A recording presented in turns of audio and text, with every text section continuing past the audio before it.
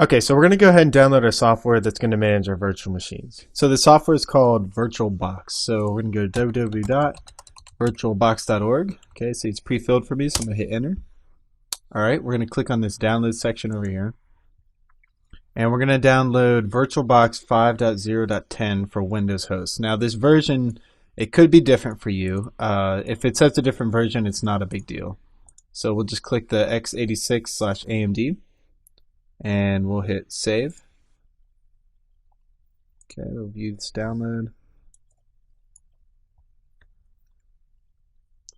All right, and we will just wait for this to finish downloading. Okay, so that has gone ahead and downloaded, so I'm going to click run. All right, bring this over here, so we're going to click next.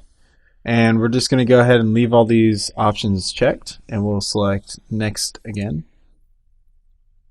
I'm not going to create one on the quick launch bar. You can leave that there if you want. And we're going to want to register file associations, and we're going to want to create a desktop shortcut. That's fine. We'll say yes. Install. Okay, so we got that installing now.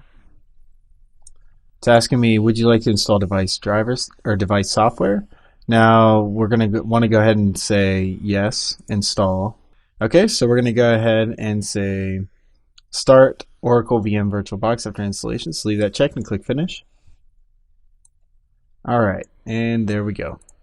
Now what I'm going to do is I'm going to go ahead and close out of this web browser, and I'm going to take my shortcut and I'm going to stick it over here on the desktop.